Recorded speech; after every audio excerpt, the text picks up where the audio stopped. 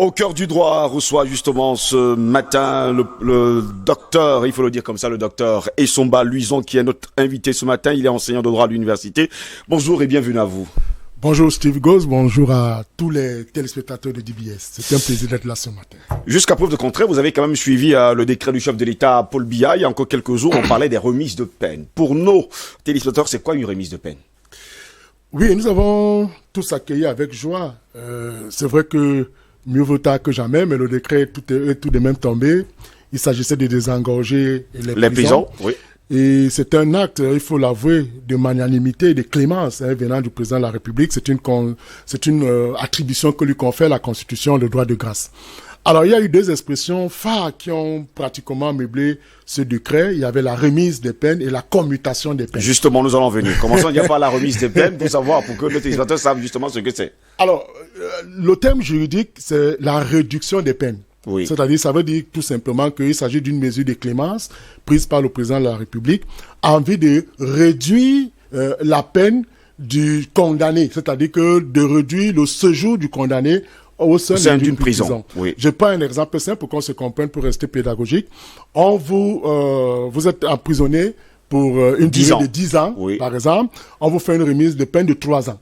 Cela veut dire que dans la remise, donc dans la réduction des peines, vous n'allez plus passer les 10 ans en prison, mais vous allez plutôt passer 7 ans en prison. Oui. Et maintenant, si vous avez déjà fait les 7 ans, puisque vous bénéficiez de 3 ans de moins de réduction, ça fait de sorte que si vous avez déjà purgé les 7 ans, vous n'avez plus droit. Vous n'avez plus le droit vous allez sortir les 3 ans et vous sortez donc des prisons. Oui. D'où donc l'idée de désengorgement. Oui. Alors maintenant, la différence de la réduction de peine à la commutation des peines, c'est que on quitte de la peine la plus lourde à la peine la plus légère, à la peine la plus douce. Je prends un exemple. Vous êtes condamné à mort. Par commutation des peines, vous êtes condamné à vie.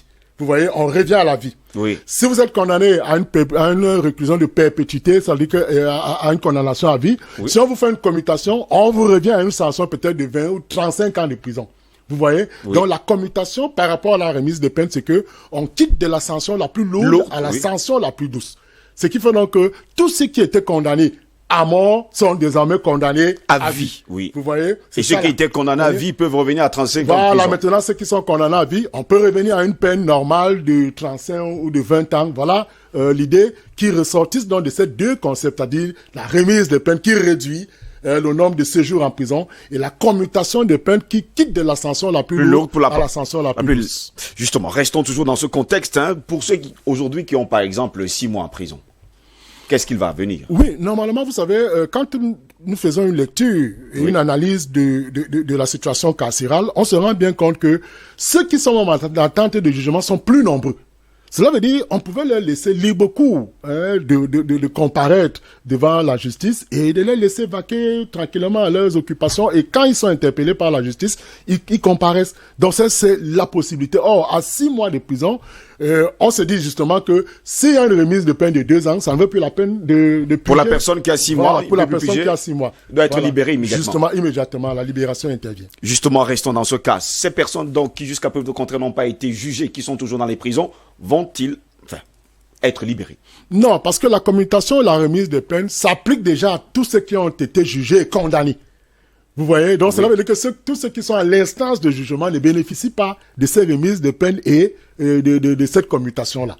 Parce que normalement, les deux concepts se résument sur le fait que il y a d'abord au départ condamnation. Vous voyez? Et vous bénéficiez donc soit d'une remise, soit d'une commutation de la peine. Donc voilà l'idée qu'il faille développer. C'est quoi? C'est que ces mesures ne s'appliquent à tous ceux qui ont déjà fait l'objet d'une condamnation pénale. Et à partir de là, donc, bénéficient soit d'une remise, d'une réduction de la peine pour rester juridique, soit d'une commutation de peine. Il y a également un autre mot que les Camerounais ont écouté déjà la semaine dernière. On parlait de la vacance de pouvoir. C'est quoi une vacance de pouvoir? Oui, la vacance de pouvoir, c'est lorsque celui qui a bénéficié du statut, de ce statut de chef de l'État ou de président de la République, n'est plus à même d'exercer les attributions ou les exigences liées à la fonction présidentielle. Et à partir de là, on procède donc à ce qu'on appelle la vacance, c'est-à-dire pour constater que celui qui a bénéficié des pouvoirs, des attributions pour exercer la fonction présidentielle ne présente plus les qualités idoines. Je prends un exemple. Notre constitution est claire. Elle estime que la vacance naît de 3 choses.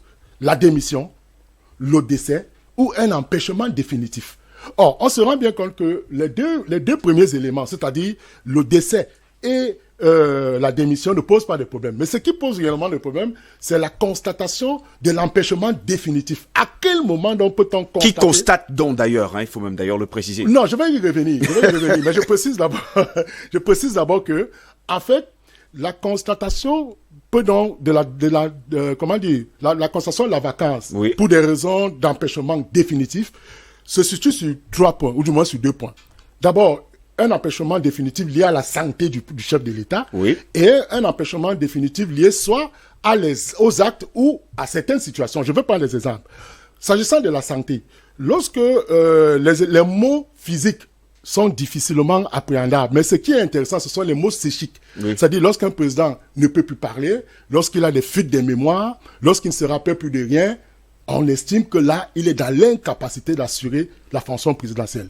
D'où donc, on constate la vacance, justement pour les raisons liées à la santé du président. Beaucoup plus sur les mots psychiques, pas physiques.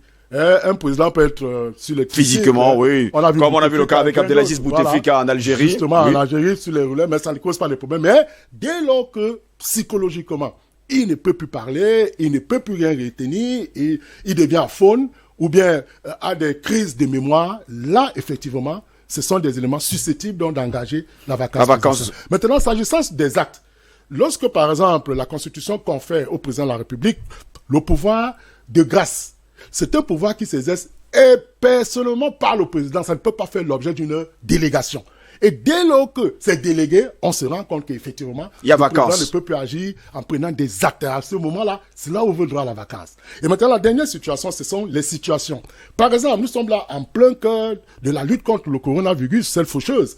Et on ne voit pas apparaître le chef de l'État. Oui. Ça veut donc dire que cette situation également peut être source ou vecteur d'une constatation de la vacance. Maintenant, qui constate la vacance? Rapidement, justement, parce que le temps est parti. Voilà, qui constate la vacance? Oui. De manière institutionnelle et légale, la vacance est constatée par le président de l'Assemblée nationale, qui saisit le président du Conseil constitutionnel. C'est-à-dire que dès que le directeur du cabinet civil annonce c'était le décès ou la démission ou je ne sais pas trop quoi du chef de l'État en poste, le président de l'Assemblée nationale saisit le président du Conseil constitutionnel qui, lui, maintenant, installe le président du Sénat parce que c'est lui qui est chargé d'assurer l'intérim. Oui. Et le président du Sénat installé a 20 jours pour organiser les élections au moins et 180. Donc, une tierce personne ne peut pas constater la vacance du chef de l'État. Non, maintenant, ça, c'est de manière institutionnelle, de manière, ce que la loi a prévu, c'est-à-dire que qui est visible. Mais maintenant, de manière indirecte, un citoyen peut saisir le président de l'Assemblée nationale qui lui constate. Ce n'est pas le citoyen qui constate. C'est-à-dire que le citoyen peut saisir. Pourquoi? Parce que le président de l'Assemblée nationale, oui, justement, qui lui a le pouvoir de constater. Voilà, pourquoi? Parce que l'Assemblée nationale représente le peuple.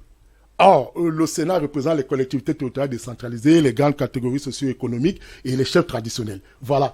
C'est la raison pour laquelle, puisque l'Assemblée nationale représente le peuple, il est donc indiqué que un citoyen peut donc, de manière indirecte, saisir le président de l'Assemblée nationale qui lui constate. Qui lui donc constate et saisir le président du Conseil constitutionnel.